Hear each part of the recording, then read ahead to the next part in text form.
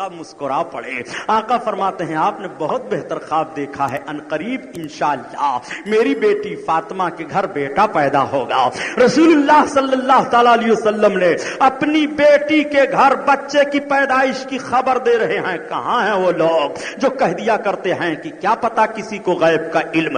رسول اللہ صلی اللہ علیہ وسلم کے سامنے جب خواب بیان کیا جاتا ہے, بیان کرنے والی چچی ہیں, آقا خواب کی تعبیر بیان فرما رہے ہیں اور غیب کا علم بھی دے رہے ہیں. تمہاری گود میں اور بچہ رکھا جائے گا پہلے پہلے. چنانچہ جب حضرت امام حسین کی ولادت بسعادت 5 شعبان المعظم کو ہوتی ہے تو سب سے پہلے اللہ کے رسول کی چچی ہی کی گود میں حضرت امام حسین لائے جاتے ہیں. خواب دیکھا تھا کہ یا رسول اللہ آپ کے جسم پاک کا ایک ٹکڑا میری گود میں رکھا گیا ہے. اللہ کے رسول صلی اللہ تعالی علیہ وسلم جب سنتے ہیں تو حضرت فاطمہ کے گھر پھر میرے آقا تشریف لے گئے. حضرت امام علی مقام کو کپڑے میں لپیٹ کر لایا گیا, نبی کونین کی بارگاہ میں پیش کر دیا گیا. آقا نے اپنے دستے پاک میں لیا اور لینے کے بعد میرے آقا صلی اللہ علیہ وسلم ان کے بھی لعاب, اپنے لعاب دہن کو ان کے بھی دہنے پاک میں ڈال رہے ہیں. اللہ کے رسول نے حضرت امام حسین کو بھی بوسہ لیا, حضرت امام حسین کی آنکھوں کو چوما. نبی کونین صلی اللہ تعالی علیہ وسلم نے اپنے حضرت امام حسین کو اپنی گود میں لے کر کے آپ کے گلے کو بھی چوم رہے ہیں. امام حسن کو چومتے تھے تو ان کے منہ کو چومتے تھے, رخسار کو, لیکن جب جب حضرت امام حسین کو چومتے تھے تو آپ کے منہ کو بھی چومتے تھے اور آپ کے گلے کو چومتے تھے. ایک مرتبہ نبی کی شہزادی حضرت خاتون جنت نے پوچھا بھی تھا, ابا حضور سارے لوگ اپنے بچوں کا چہرہ چوما کرتے ہیں اور آپ جب حسین کو چومتے ہیں تو حسین کا گلا بھی چوما کرتے ہیں, تو رسول اللہ صلی اللہ تعالی علیہ وسلم کی مقدس نبوت والی آنکھیں بھیگ گئی تھی. میرے آقا صلی اللہ تعالی علیہ وسلم تشریف فرما ہیں. اللہ کے حبیب اپنا لعاب دہن حضرت امام حسین کے مقدس دہنے پاک میں ڈال رہے ہیں. آپ نے اپنی انگلی بھی امام حسین کے منہ میں دے دیا, انگلی چوس رہے ہیں. کربلا کے میدان میں پیاسا رہنا ہے, نبوت والی انگلی آج ہی چوس لے رہے ہیں. کربلا کے میدان میں پیاس سے رہ کر کے امتحان دینا ہے, نبوت والی انگلی آج ہی چوس رہے ہیں. اللہ اکبر. جس رسول نے اپنی انگلیوں سے صحابہ کو پانی پلا دیا تھا وہی رسول اپنی انگلی امام حسین کے منہ میں ڈالے ہوئے ہیں. اللہ کے رسول کے مقدس انگلیوں کے گھائیوں سے پانی کا چشمہ ابلا تھا اور پیاسے صحابہ نے پیا تھا. تو رسول اللہ جب امام حسین کے منہ میں انگلی ڈال رہے ہیں تو آخر کیوں انگلی کو ڈالا, کیوں چوس رہے ہیں؟ حسین آج ہی چوس لو, حسین آج ہی آب کوثر سے سیراب ہو جاؤ, حسین آج ہی جنتی پانی سے سیراب ہو جاؤ. حسین اس لیے کہ کربلا کے میدان میں جب پانی کا جوش و جذبہ دے کر کے تمہارا امتحان لیا جائے گا تو تم کو کربلا کی پیاس متزلزل نہیں کر سکتی ہے, تمہارے پائے لغزش میں فرق نہیں آ سکتا ہے. حسین تم نے رسول اللہ کی انگلی چوسی ہے, رسول اللہ نے پیاسے صحابہ کو اپنی انگلیوں کی گھائیوں سے پانی پلا دیا تھا. اسی لیے تو اعلی حضرت عظیم البرکت فرماتے ہیں کہ نور کے چشمے لہرائے دریا بہیں, انگلیوں کی کرامت پہ لاکھوں سلام, لاکھوں سلام. اللہ اللہ. اللہ کے رسول صلی اللہ علیہ وسلم کی مقدس انگلی پاک کو حضرت امام حسین چوس رہے ہیں. اللہ اکبر. حضرت امام حسن حسین اپنی ماں کی گود میں ہیں, اپنی ماں کا دودھ پی رہے ہیں. رسول اللہ صلی اللہ علیہ وسلم ان کی تربیت کا بہت خیال رکھ رہے ہیں. حضرت امام حسین کا بھی آپ نے عقیقہ کیا, حسین نام رکھا.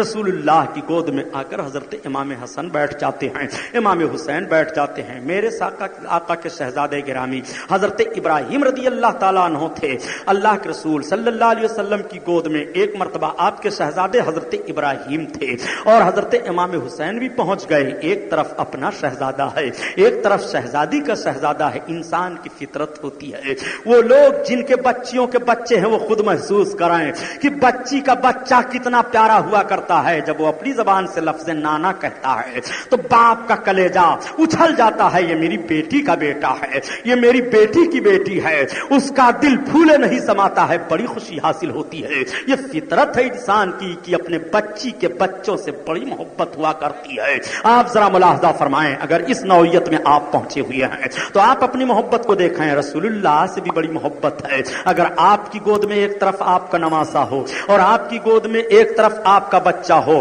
اور مطالبہ کیا جائے کہ آپ نواسے کو رکھو یا بچے کو رکھو تو آپ اپنی فطرت کا ہمیں جواب دیجئے. آپ کی فطرت وہاں اب ضرور جوش میں آ جائے گی کہ نواسا نواسا ہے, کچھ بھی ہے, میری بچی کا بچہ ہے, اتنا لمبا رشتہ تو ضرور ہے مگر یہ میرا لختے جگر ہے.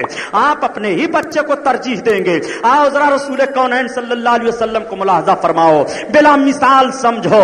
میرے آقا صلی اللہ علیہ وسلم تشریف فرما ہیں اور میرے سرکار صلی اللہ علیہ وسلم کی بارگاہ میں حضرت جبریل آ گئے. یا رسول اللہ, آج دونوں شہزادے جلوہ افروز ہیں. ایک طرف ہے رسول کونین صلی اللہ علیہ وسلم کے لال حضرت ابراہیم ہیں اور ایک طرف خاتون جنت فاطمہ زہرا کے لال حضرت امام حسین ہیں. اے اللہ کے حبیب, رب نے مجھے آپ کی بارگاہ میں بھیجا ہے کہ میرے محبوب کو دونوں شہزادے بڑے پیارے ہیں, اس لیے میں ایک ہی کو محبوب کے پاس رہنے دینا چاہتا ہوں, ایک کو میں لے لینا چاہتا ہوں.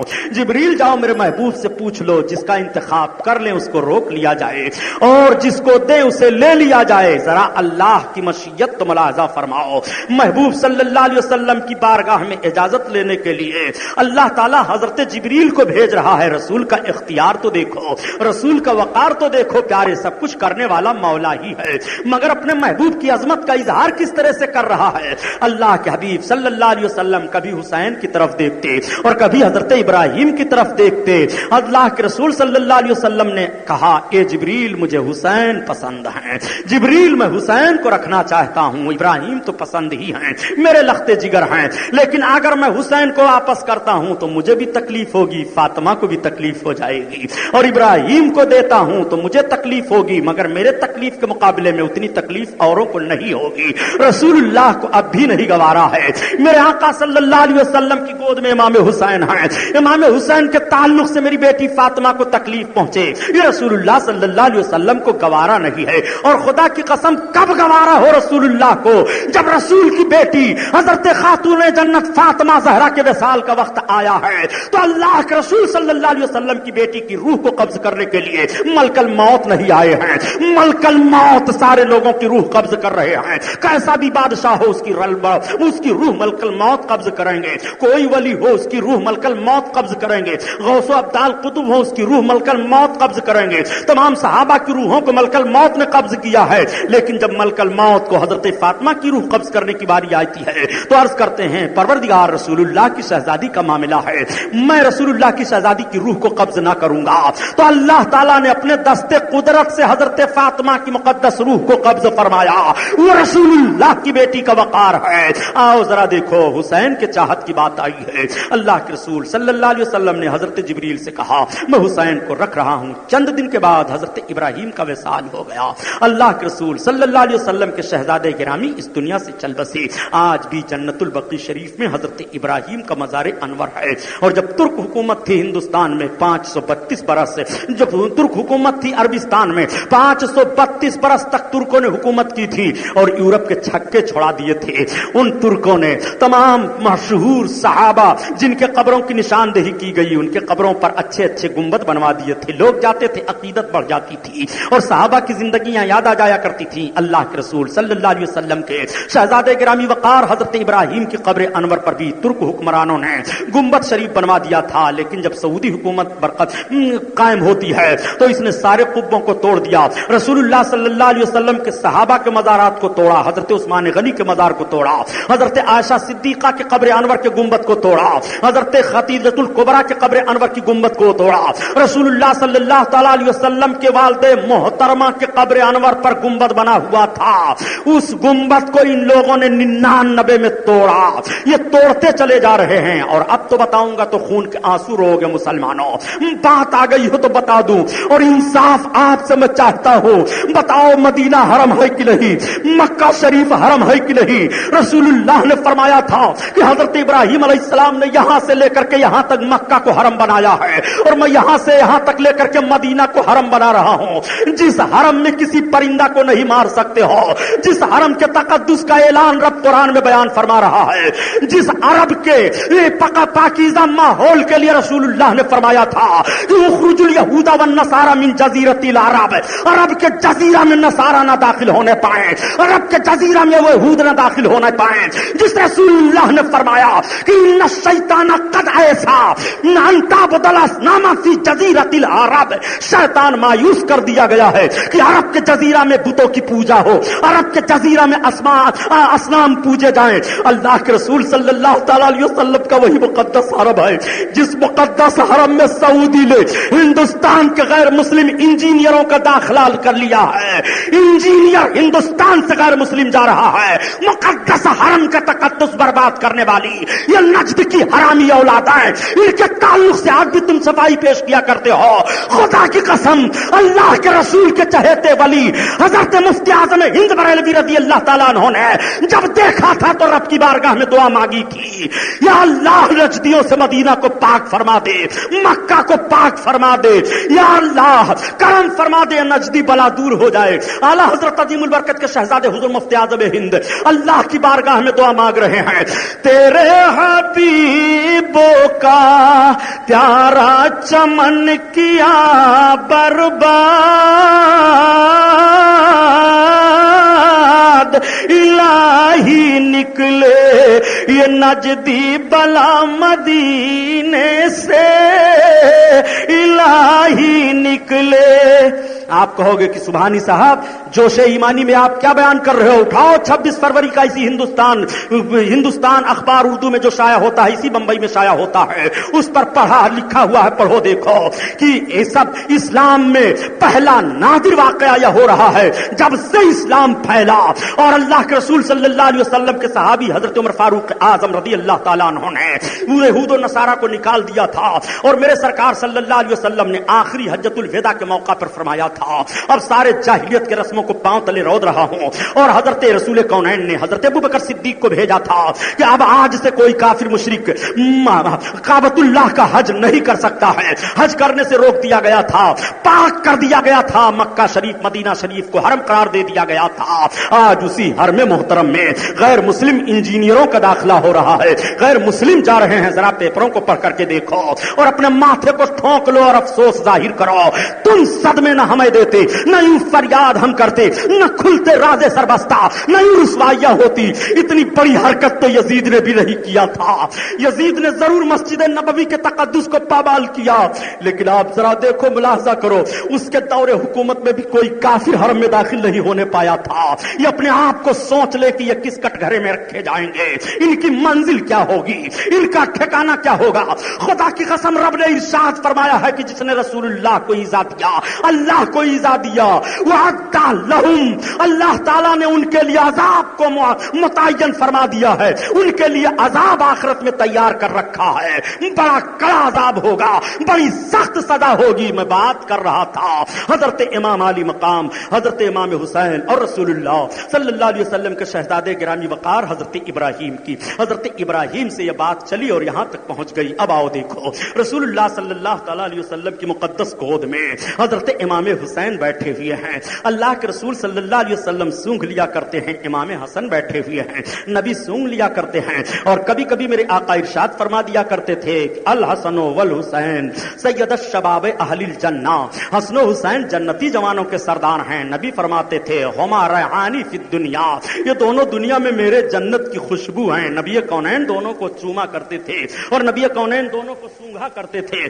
اللہ کے رسول صلی اللہ تعالی علیہ وسلم حضرت امام حسن کو اپنی گود میں لیے ہیں، حضرت امام حسین کو اپنی گود میں لیے ہیں، سونگھ رہے ہیں اور چوم رہے ہیں۔ اللہ کے رسول صلی اللہ تعالی علیہ وسلم ایک مرتبہ مسجد نبوی شریف میں ہیں، خطبہ دے رہے ہیں، صحابہ نماز پڑھنے کے لیے گئے ہیں، جمعہ کا دن ہے، حضرت امام حسن اور حضرت امام حسین کی بڑی چھوٹی چھوٹی عمر ہے، یہ دونوں شہزادے گرامی وقار بھی مسجد میں داخل ہو جاتے ہیں، اور جیسے مسجد میں داخل ہوئے اللہ کے رسول کی مقدس نگاہ پڑ گئی، میرے سرکار نے اپنے دونوں شہزادوں کو مسجد میں آتے ہوئے اپنی طرف دیکھا۔ آقا ارشاد فرماتے ہیں، اے میرے اصحاب، میرے دونوں شہزادوں کو جگہ دے دو آنے کے لیے۔ اصحاب بغل ہو جاتے ہیں اور دونوں شہزادے تیز رفتار چلے آ رہے ہیں، صحابہ دیکھ رہے ہیں، حضرت ابو بکر دیکھ رہے ہیں، حضرت عمر بن خطاب دیکھ رہے ہیں۔ یہی تو جملہ حضرت عمر نے فرمایا تھا شہربانوں کے مقابلے میں کہ تو اگر ایران کی بادشاہ کی شہزادی ہے تو میرے پاس بھی کونین کے سلطان دو جہاں کے شہزادے حسین ہیں، اور آپ نے نکاح فرما دیا تھا۔ آؤ دیکھو، حضرت عمر نے بھی سنا تھا میرے شہزادوں کو آنے دو, حضرت ابو بکر سن رہے ہیں میرے شہزادوں کو آنے دو.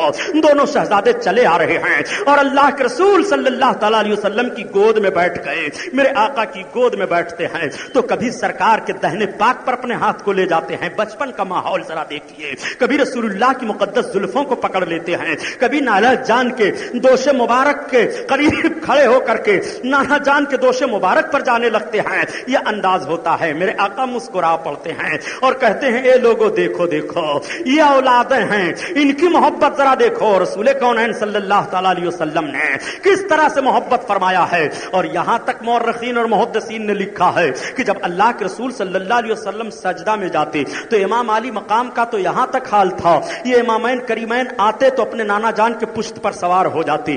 حالت نماز میں آپ ہو, آپ کا بچہ اگر آپ کی پیٹھ پر بیٹھ رہا ہے تو عورت دیکھے تو کھینچ لے گی, کوئی اور دیکھے تو کھینچ لے گا. آپ نماز کے بعد بھی سمجھا دیں گے کہ بیٹا جب میں نماز پڑھنے لگوں تو نہ میرے سامنے سے آؤ نہ مجھے چھو, آپ یہ ضرور کہہ دیں گے. لیکن اٹھاؤ رسول کونین صلی اللہ علیہ وسلم کی مقدس سیرت اور دیکھو جب اللہ کے رسول صلی اللہ علیہ وسلم نماز پڑھتے اور سجدہ میں جاتے تو حضرت امام علی مقام سجدہ کرنے میں جو جگہ بیچ میں سینے کے خالی ہوتی ہے اس راستہ سے نکل کر کے اور پشت پر سوار ہوتے, پھر اس راستہ سے نکلتے اور پشت پر سوار ہوتے. اور جب میرے آقا سجدہ میں ہوتے سرکار کے پاؤں شریف کے بیچ سے حضرت امام حسین نکلتے. کھیلنے کا انداز ذرا دیکھو. اس طرح سے اپنے نانا جان کی گود میں, اپنے نانا جان کی عبادت کے حال میں نانا جان سے مچل رہے ہیں امام علی مقام. لیکن خدا کی قسم تاریخ گواہ ہے, محدثین و مورخین گواہ ہیں کہ رسول اللہ نے اس حرکت پر امام حسین کو نہ تو ڈانٹا ہے اور نہ تو یہ کہا ہے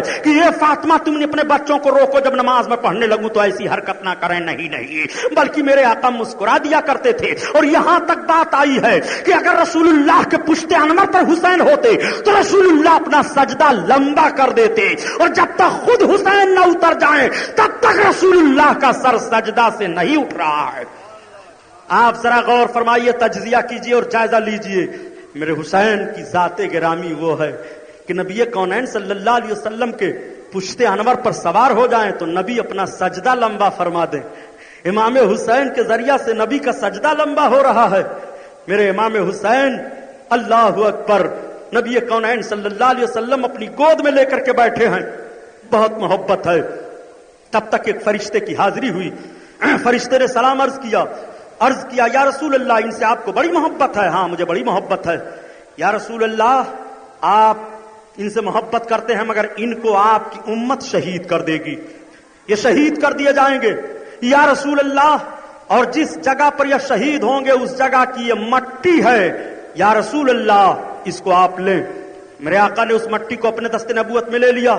اپنی بیوی حضرت ام سلمہ سے فرمایا آؤ تم اس مٹی کو رکھ لو, یہ میرا بیٹا حسین فرشتہ ابھی خبر دے کر کے گیا ہے جب شہید کیا جائے گا تو یہ مٹی خون بن جائے گی. نبی کونین کی بیوی ام المومنین حضرت ام سلمہ نے اس کو محفوظ کر لیا ایک برتن میں. سرکار کی نگاہ مقدس آنسو جاری ہیں.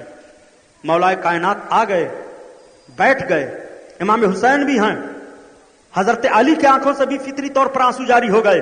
خاتون جنت حضرت فاطمہ زہرا آ گئیں. عرض کرتی ہیں ابا حضور رونے کا سبب.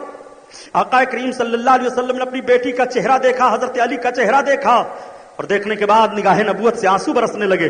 عرض کرتی ہیں ابا حضور آخر کیوں رو رہے ہیں؟ آقا فرماتے ہیں میری بیٹی اے علی سنو, ابھی اللہ کی طرف سے ایک فرشتہ آیا ہے اور مجھے یہ بتا کر کے گیا ہے کہ حسین کو میری امت کے لوگ شہید کر دیں گے اور جس میدان میں میرا یہ بیٹا شہید کیا جائے گا اس کی مٹی بھی فرشتہ دے کر کے گیا ہے. وہ فرشتہ آج تک میرے پاس نہیں آیا تھا, پہلی بار میرے پاس آیا ہے. اتنا کہہ کر کے میرے آقا پھر رونے لگے. حضرت فاطمہ کی بھی آنکھیں رونے لگی, حضرت علی بھی رونے لگے. نبی کونین کے دستے نبوت اٹھ گئے. رب کی بارگاہ میں عرض کرتے ہیں اپنے حسین کا چہرہ دیکھتے ہوئے اللہم آت الحسین صبرا و اجر, اے پروردگار میرے حسین کو صبر عطا فرما دینا, میرے حسین کو اجر عطا فرما. اللہ کے حبیب صبر و اجر کی دعا مانگ رہے ہیں. رسول اللہ صلی اللہ علیہ وسلم کوئی وہ محبت ہے حضرت امام حسین رضی اللہ تعالیٰ عنہ سے. حضرت امام حسن سے بھی بڑی محبت ہے. اللہ اکبر. اب اس بات کو تو یہی رہنے دیں, حضرت امام حسن کے تعلق سے سن لیں. حضرت امام حسن کو دیکھتے ہوئے میرے آقا نے ارشاد فرمایا کہ میرے اس بچے کے ذریعہ سے اللہ تعالیٰ مسلمانوں کے دو گروہوں میں صلح فرمائے گا. اللہ تعالیٰ نے اپنے تمام مقبول بندوں کو درجے عطا فرماتا ہے. تمام نبیوں اور رسولوں کو درجے ملے اور سارے نبیوں اور رسولوں کو جو درجے ملے وہ سارے اجتماعی درجے، وہ ساری فضیلتیں میرے آقا کو ملی. نبیوں کو شہادت ملی، شہادت کا درجہ کسی کو ظاہری طور پر ملا، کسی کو باطنی طور پر ملا. آقا کریم صلی اللہ تعالی علیہ وسلم کو بھی شہادت کا درجہ رب تعالیٰ کو عطا فرمانا ہے، مگر کس حیثیت سے، کس انداز سے، آپ ذرا ملاحظہ فرمائیں. نبی کونین صلی اللہ علیہ وسلم کو اگر شہادت ظاہری کا درجہ ملتا ہے تو باطنی کا درجہ کیسے حاصل ہوگا، اور باطنی کا درجہ ملتا ہے تو ظاہری کا کیسے حاصل ہوگا؟ اس لیے باطنی اور ظاہری دونوں شہادت کا درجہ حضرت امام حسن و حسین کے ذریعہ سے رب تعالیٰ اپنے محبوب کو عطا فرما رہا ہے، اور دونوں نواسوں کی عزت بڑھ رہی ہے. آپ اور ہم کہتے ہیں، ہمارا اور آپ کا یہی عقیدہ ہے کہ رسول اللہ صلی اللہ علیہ وسلم کا سایہ نہیں تھا. اعلیٰ حضرت عظیم البرکت اسی کو بیان فرماتے ہیں کہ معدوم نہ تھا سایہ شاہ ثقلین، معدوم نہ تھا سایہ شاہ ثقلین، اس نور کی جلوہ گاہ تھی ذات حسنین، اس نور کی جلوہ گاہ تھی ذات حسنین. اس نور کے دو حصے کیے، آدھے سے حسن بنے آدھے سے حسین. تمثیل نے اس کے دو حصے کیے، تمثیل نے اس کے دو حصے کیے، آدھے سے حسن بنے آدھے سے حسین. اللہ اکبر. حضرت امام حسن کا مقدس چہرہ سینے تک سرکار کی شبیہ، اور سینے سے لے کر کے پاؤں تک حضرت امام حسین کا جسم پاک سرکار کی شبیہ، اور جب دونوں بھائی کھڑے ہو جاتے تو تصویر مصطفیٰ بن جایا کرتے تھے. اللہ اکبر. وہ حضرت امام حسن ہیں، وہ حضرت امام حسین ہیں. اللہ کے رسول صلی اللہ تعالی علیہ وسلم کتنا اپنے نواسوں کو چاہ رہے ہیں. نبی بیٹھے ہوئے ہیں، بڑی محبت ہے. دونوں بھائی پڑھ رہے ہیں، لکھ رہے ہیں. تختی لکھا، بڑا مشہور واقعہ ہے تختی والا. لوگ تو شعر شاعری میں بھی تختی کا واقعہ بیان کرتے رہتے ہیں، اور اب تو بڑا عجیب معاملہ ہے پیارے. قوال لوگ کرامتوں کو، سرکار کے معجزات کو اپنی قوالیوں میں ڈھول کے نشے میں ٹپ ٹپ ٹپ ٹپ ڈباتے رہتے ہیں اور گاتے رہتے ہیں، حرام خور کہیں کے. رسول اللہ صلی اللہ علیہ وسلم کے معجزات کو، قرآن کی آیتوں کو، اولیاء کرام کی کرامتوں کو مزامیر پر بجا بجا کر کے لوگوں کے سامنے پیش کرتے ہو، یہ شیطانی رقص ہے. یہ کرامتوں اور معجزات کا پیش کرنا نہیں ہے، بلکہ یہ تمہاری حرام کاری ہے. اور نسبت دیتے ہیں کہ بریلوی لوگ قوالی کرتے ہیں. لاؤ دکھاؤ تمہاری ماں نے دودھ پلایا ہو کہ کہیں اعلیٰ حضرت نے لکھا ہو کہ قوالی مزاروں پر کرو. قوالی جو لوگ کرتے ہیں ان کی گرفت کرو. جو لوگ مزاروں پر عورتوں کو لے جا کر کے اور جھاڑو پیٹ پیٹ کر کے نذرانہ وصول کرتے ہیں ان کی گرفت کرو. اعلیٰ حضرت نے جو لکھا ہے ان کی کتاب پڑھو اور اس فعل کی نسبت بریلویوں کی طرف مت کرو. سنو، پیش ڈالا ان بدعملوں نے روحانیت کا معاملہ، بزرگوں کے مزارات کے وقار کو. محرم الحرام شریف کا مہینہ ہے، تعزیہ بنا کر کے بے حرمتی کا معاملہ پیش کریں گے اور یہ تصور کریں گے کہ امام صاحب کی روح اس میں آتی ہے، یہ امام صاحب کا روضہ ہے. لے جا کر کے سمندر میں پھینک کر کے تعزیہ مال کریں گے اور کہیں گے ہم امام سے بڑی محبت کرتے ہیں. نعرہ لگاتے ہوئے نہ جانے کس قسم کا چلیں گے، دھواں دھکڑ سلگائیں گے اور سواری لے کر کے چلیں گے. گمراہی پھیلانے والے بدعملو، ڈرو خدا کے خوف سے. امام علی مقام کی روح کو نہ دکھ دو. تعزیہ سے امام کی روح نہیں خوش ہوگی، ڈھول سے نہیں خوش ہوگی، تاشے سے نہیں خوش ہوگی. تو قرآن پڑھ لے شہادت کے دن امام کی روح خوش ہو جائے گی. تو روزہ رکھ لے شہادت کے دن امام کی روح خوش ہو جائے گی. تو غریبوں کو کھانا کھلا دے امام کی روح خوش ہو جائے گی. تو غریبوں کو کپڑا پہنا دے امام کی روح خوش ہو جائے گی. امام کے نقش قدم پر چل کر کے امام کی روح کو خوشبو کرو. یہ تعزیہ ڈھول باجا گاجا سے امام کی روح خوش نہیں ہوگی، بلکہ امام کا روحانی پھٹکار تم پر پڑے گا.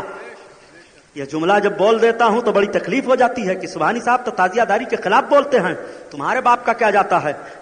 تعزیہ رکھنا جب حرام ہے تو بولا کیا جائے؟ اعلیٰ حضرت سے سوال کیا گیا کہ تعزیہ داری کیا ہے تو فرماتے ہیں مروجہ تعزیہ داری حرام ہے، حرام ہے، حرام. نسبت دی جاتی ہے بریلوی لوگ ہیں، یہ بدعتی لوگ ہیں. پیش ڈالا آبرو کو. حضرت امام حسن و حسین کی تحریک کو سمجھو. حضرت امام حسن کو، حضرت امام حسین کو کس طرح اللہ کے حبیب چاہ رہے ہیں. دونوں شہزادے ہیں، نبی کی بارگاہ میں مچلتے ہوئے اپنے خط کو، تختی کو لے کر کے پہنچ گئے لکھ کر کے. آج بھی اپنے بچوں کو لکھنا پڑھنا سکھاؤ. امام علی مقام اپنے بچپن میں لکھنے کے پیغام سے نانا جان کے امتیوں کو لکھنے کا پیغام دے رہے ہیں. حسین نے بچپن میں لکھا پڑھا ہے، اپنے بچوں کو بچپن میں لکھاؤ پڑھاؤ، یہ حضرت امام حسین کی زندگی سے سبق مل رہا ہے۔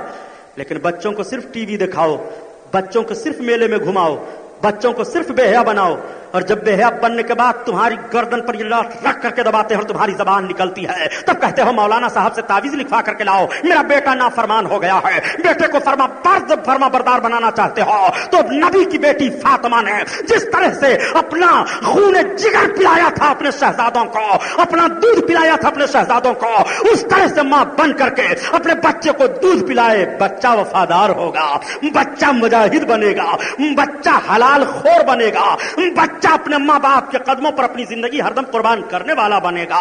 اس طور پر تمہیں حضرت امام حسن حسین کی زندگی سے سبق لینا چاہیے۔ تختی دونوں شہزادوں نے پیش کر دی، کہا نانا کے حضور، نانا ہم خط لکھ کر کے لائے ہیں، ہماری تختی کو آپ ملاحظہ فرمائیں۔ لیکن نہیں، تختی کو یہ ماں کے پاس لے گئے تھے۔ حضرت خاتون جنت نے فرمایا اپنے باپ کے پاس جاؤ۔ حضرت علی کے پاس آئے، ابا حضور ہم یہ تختی لکھ کر کے لائے ہیں، آپ ذرا فیصلہ تو کر دیجئے، تحریر کس کی اچھی لگ رہی ہے، کتابت کس کی بہترین ہے۔ نبی کونین صلی اللہ تعالی علیہ وسلم نے جس حضرت علی کے لیے فرمایا تھا کہ فیصلے کا 9 حصہ ان کو دیا گیا ہے، جب یہ حضرت علی اپنے دونوں شہزادوں کی تختی کو ملاحظہ فرماتے ہیں تو آپ کا قضا کا قانون آپ کا دامن گیر ہوتا ہے۔ علی اپنے فیصلے کو روک لو، اگر کہتے ہو کہ حسین تیری تحریر ٹھیک ہے تو حسن کی دل شکنی ہوگی، اور کہتے ہو حسن کی تحریر ٹھیک ہے تو حسین کی دل شکنی ہوگی، فیصلہ کس کے لیے کیا جائے؟ حضرت علی رضی اللہ تعالیٰ عنہ نے فرمایا تم دونوں شہزادے اپنے نانا کے پاس چلے جاؤ۔ یہ دونوں شہزادے مچلتے ہوئے آقا کریم صلی اللہ تعالیٰ علیہ وسلم کے دروازے کریم پر پہنچ گئے۔ نانا نانا آواز دی جاتی ہے، جس رسول کے دربار میں زور سے بولنا حرام ہے، جب یہ شہزادے پہنچتے ہیں نانا کو آواز دیتے ہیں، نبی کونین تشریف فرما ہے، کون؟ حسن و حسین آئے ہیں، آ جاؤ شہزادو۔ حسن و حسین اپنے نانا کی گود میں گئے، بیٹھ گئے، تختی رکھ دیا، عرض کیا نانا حضور ہم یہ لکھ کر کے لائے ہیں، ہماری تحریر کو آپ دیکھو، لکھنا کس کا اچھا ہے؟ کیسے انداز سے یہ سوال اپنے نانا کی بارگاہ میں کیا ہوگا؟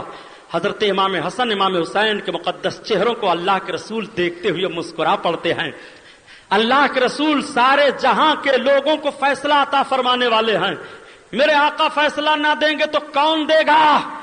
رسول اللہ صلی اللہ علیہ وسلم خاموش ہیں، تب تک حضرت جبریل آ گئے، عرض کرتے ہیں یا رسول اللہ رب آپ کو سلام پیش فرماتا ہے، ان دونوں شہزادوں کی تحریر کا فیصلہ رب فرمائے گا۔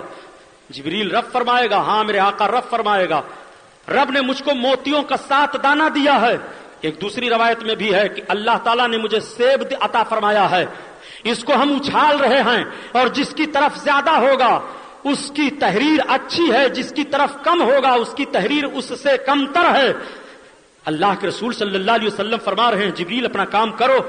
حضرت جبریل نے جب ان دانوں کو اچھالا تو اللہ کی مشیت ملاحظہ فرمائیے، دانے اچھلتے ہیں زمین پر آتے ہیں تو 3 تو برابر دانے آئے، اور ایک دانے کا آدھا حصہ ہو گیا، آدھا ایک تحریر پر پڑ جاتا ہے، آدھا ایک تحریر پر پڑ جاتا ہے۔ فیصلہ صادر ہو گیا کہ حضرت فاطمہ سے لے کر کے علی، اور علی سے لے کر نبی، اور نبی سے لے کر خدا، خدا کی بارگاہ میں دونوں کا درجہ ایک ہے، اور دونوں کا ٹھکانہ ایک ہے، دونوں کی تحریک ایک ہے، یہی دونوں ہیں حضرت امام حسن اور حضرت امام حسین۔ کتنا پیارا نام ہے، ذرا دیکھو دونوں کا، کتنا پیارا نام ہے پیارے، کتنا اچھا نام رکھا گیا۔ دنیا میں حضرت امام حسن و حسین سے پہلے کسی کا نام نہیں حسن و حسین تھا، یہ خصوصیت ملاحظہ فرمائیے۔ جیسے سرکار کے نام سے پہلے محمد دنیا میں کسی کا نام نہیں تھا، حضرت امام حسن و حسین کے نام سے پہلے بھی دنیا میں کسی کا نام نہ حسن تھا نہ حسین تھا۔ اللہ اکبر، یہ پہلا نام حضرت امام حسن کا ہے، یہ پہلا نام حضرت حسین کا ہے۔ تو یہ بھی آپ لوگ سن چکے ہوں گے کہ یزید سے پہلے تمام لوگ اپنے بچوں کا نام یزید رکھتے تھے، لیکن جب سے واقعہ کربلا ہوا کسی نے اپنے بچے کا نام یزید نہیں رکھا ہے، فطری طور پر کوئی نہیں رکھ رہا ہے۔ خدا کی قسم ساری دنیا کا لٹریچر پڑھ ڈالو، کمپیوٹرائز سے دیکھو، ٹیلی فون موبائل سے دیکھو، اخباروں کو دیکھو، سارے ملکوں کو دیکھ ڈالو، بتاؤ کسی ملک میں کسی نے اپنا نام یزید رکھا ہو؟ نہ کوئی غیر مسلم رکھ رہا ہے، نہ کوئی عیسائی رکھ رہا ہے، نہ کوئی یہودی رکھ رہا ہے، کوئی اپنے بچے کا نام یزید نہیں رکھ رہا ہے اور سارے لوگ خوش عقیدگی میں اپنے بچے کا نام حسین رکھ رہے ہیں. کتنا پیارا نام ہے حضرت امام حسن کا، حسین کا. اپنے بچوں کا نام حسن رکھ رہے ہیں. کتنا پیارا نام ہے ان دونوں شہزادوں کا. اللہ اکبر. دونوں شہزادوں کی فضیلت کا حال یہ ہے، نبی کونین صلی اللہ تعالی علیہ وسلم کے دربار سے اعلان کر دیا جاتا ہے چاند طلوع ہو گیا، کلید ہونے والی ہے. ذرا نبی کونین کی شہزادی کو دیکھو. شہزادی نے رب کی بارگاہ میں دعا مانگی تو جنت سے کھانا آ رہا ہے. فاطمہ نے دعا مانگی تو جنت سے حضرت فاطمہ کا جوڑا آ رہا ہے. حضرت خاتون جنت کے دونوں شہزادے مدینہ شریف کی گلیوں میں اور بچوں کے ساتھ سیر و تفریح میں لگے ہیں. اعلان ہو جاتا ہے کہ سویرے عید ہونے والی ہے. عید کا اعلان ہونا تھا کہ بچے مچلتے ہوئے اپنے گھروں کی طرف چلے گئے. ایک دوسرے سے کوئی بچہ کہتا ہے میرا کپڑا بڑا اچھا ہے، کل میں بہت زرق بر کپڑا پہن کر کے عیدگاہ جاؤں گا. سب لوگ ذکر کرتے کرتے ادھر ادھر چلے جا رہے ہیں. دونوں شہزادے بھی پہنچ گئے، ماں کی گود میں پہنچے، آنچل کو تھام لیا. امی سنا کیا؟ اعلان ہو گیا ہے، نانا جان کی طرف سے اعلان ہو گیا ہے، شہادت ہو گئی ہے، چاند دیکھا گیا، کل عید ہے. عید. حضرت فاطمہ زہرا نے فرمایا ہاں بیٹو کل عید ہے، لیکن امی یہ بتاؤ کہ ہم لوگوں کے لیے بھی نیا کپڑا ہے کہ نہیں؟ شہزادو ہے تمہارے لیے نیا کپڑا. امی جان میں نے فلاں کو دیکھا ہے، فلاں کو دیکھا ہے. وہ حوالہ دے رہا تھا کہ ہمارے کپڑے تیار ہو کر کے آ گئے، لیکن ہمارے کپڑے تیار ہو کر کے آئے تو ہیں کہاں، کہاں رکھے ہیں؟ حضرت خاتون جنت کی آنکھیں چھلک گئیں. آپ اپنے شہزادوں سے فرمایا بیٹو گھبراؤ نہیں، تمہیں سویرے سویرے عیدگاہ میں جانے سے پہلے پہلے تمہیں جوڑا نیا مل جائے گا. شہزادوں کو تسلی ہو گئی. رات گزر رہی ہے، شہزادوں کی آنکھیں لگ گئی ہیں. خاتون جنت نے عید کی کوئی تیاری نہیں کی. لوگوں کے گھروں پر تو سیوئیوں کی تیاریاں ہو رہی ہیں، کھانے پینے کی چیزوں کی تیاریاں ہو رہی ہیں، کپڑوں کی تیاریاں ہو رہی ہیں. رسول اللہ صلی اللہ تعالی علیہ وسلم کی شہزادی تشریف فرما ہے. اپنے دل میں سوچتی ہیں کہ مدینہ کے بچے کل نئے نئے کپڑے پہن کر کے عیدگاہ میں جائیں گے. میرے شہزادوں نے بھی مجھ سے پوچھ لیا ہے امی ہمارا کپڑا آیا کہ نہیں؟ میں نے کہہ دیا ہے بیٹا انتظام ہو جائے گا. اگر سویرے سویرے میرے شہزادوں کو نیا کپڑا نہ ملا تو میرے بچوں کا دل ٹوٹ جائے گا. وہ کہیں گے یہ میری ماں مجھے جھوٹ تسلی دیتی ہے، جھوٹ بہانہ کرتی ہے. اے اللہ تو اپنے ان شہزادوں کے، رسول اللہ صلی اللہ علیہ وسلم کے شہزادوں کی لاج رکھ لے. خاتون جنت نے وضو کیا، مصلی اٹھایا، نماز عشاء ادا کرنے کے بعد پھر تسبیح و تحلیل کرتی ہیں، پھر نماز پڑھ رہی ہیں، رب کو یاد کر رہی ہیں. عید کی رات ہے، نبی کونین صلی اللہ علیہ وسلم کی بیٹی کی رات عبادت میں گزر رہی ہے. اے مسلمہ عورتوں تم دیکھو رسول اللہ کی شہزادی نے عید کی رات میں کس طرح سے عبادت و ریاضت میں رات کو گزارا ہے. حضرت خاتون جنت رات گزارتی چلی جا رہی ہے. تیسرا پہر آ جاتا ہے، آنسوؤں کی لڑی لگ جاتی ہے. بارگاہ الہی میں اپنے ہاتھوں کو بلند کر کے رسول اللہ کا واسطہ پیش کر کے عرض کرتی ہیں پروردگار تیرے نبی کی بیٹی ہوں، مولا خاتون جنت نے تیری بارگاہ میں جب جب سوال کیا ہے تو تو نے اپنے نبی کے وسیلے سے عطا کیا ہے. میرے مولا میری زبان رد نہ فرما. خاتون جنت دعا کرتی چلی جا رہی ہے. صبح کا سفیدہ پھیلا، نماز فجر پڑھ کر کے جیسے مصلی پر بیٹھتی ہیں تب تک دروازہ کسی نے کھٹکھٹایا. خاتون جنت نے فرمایا کون؟ کہا خاتون جنت تمہارے حسن حسین کا درزی ہے، لے لو جوڑا جنت سے لے کر کے آیا ہوں. تب تک حضرت خاتون جنت نے جوڑا کو لے لیا پردے کے آڑ سے. کہنے والا چلا گیا. تھوڑی دیر کے بعد اللہ کے رسول تشریف لے آئے مسکراتے ہوئے. فاطمہ ہاں ابا حضور میرے شہزادوں کا جوڑا آ گیا. ہاں ابا حضور جوڑا تو آ گیا ہے، کس نے کپڑا دیا ہے؟ یا رسول اللہ کسی نے آواز دی. میں نے پوچھا کون؟ تو اس نے کہا حسن حسین کا درزی ہوں، ان کا کپڑا لے کر کے آیا ہوں. اللہ کے رسول صلی اللہ علیہ وسلم فرماتے ہیں فاطمہ ان کے کپڑوں کو مجھے تم دکھاؤ. حضرت خاتون جنت جب کپڑوں کو دکھاتی ہیں تو اللہ کے رسول مسکراتے ہوئے فرماتے ہیں اے فاطمہ کیا تجھے معلوم ہے کہ یہ کپڑا کون لایا تھا؟ عرض کرتی ہیں یا رسول اللہ ہمیں نہیں معلوم. آقا فرماتے ہیں خاتون جنات اے فاطمہ یہ تیرے شہزادوں کا کپڑا تیرے دروازے پر درزی بن کر کے لانے والے جبریل امین ہیں، اللہ کا مقرب فرشتہ ہے. وہ فاطمہ کا دروازہ ہے، وہ حسین کا مرتبہ ہے، وہ امام حسن کا مرتبہ ہے. اللہ تعالیٰ اپنے محبوب کے شہزادوں کی خوشی کے لیے سید الملائکہ کے ذریعہ سے جنت کا جوڑا عطا فرما رہا ہے. رب کی مشیت تھی حسین امتحان سے گزرا ہے، ورنہ حضرت امام حسین کے لیے فرشتوں کی بارات آ جاتی. بدر کے میدان میں فرشتوں کی جماعت آئی تھی. خدا کی قسم حضرت امام حسین چاہ لیتے تو فرشتوں کی جماعت اتر آتی، نصرت الہی بن کر کے آ جاتے. مگر مقصد یہی ہے کہ صبر کی تلوار سے کاٹ دینا ظلم کی گردن کو یہ قانون نافذ کر دینا ہے اور قرآن کی آیت کی تفسیر بن جانا ہے. یا ایھا الذین آمنوا استعینوا بالصبر والصلاۃ، اے ایمان والو نماز سے مدد مانگو اور صبر سے مدد مانگو. اگر نماز سے مدد مانگنے کا ماحول دیکھنا ہے تو کربلا کا میدان دیکھ لو، اور صابر و شاکر کی ذات کو دیکھ لینا ہے تو حضرت امام حسین کی ذات دیکھ لو. آیت کی تفسیر بن کر کے آیت کی عظمت و وقار کا اظہار فرما رہے ہیں. اے مسلمانوں، یہ حضرت امام حسن کی ذات ہے، یہ حضرت امام حسین کی ذات ہے. اللہ تعالیٰ ان دونوں عظیم نفوس قدسیہ کے نقش قدم پر چلنے کی توفیق عطا فرمائے.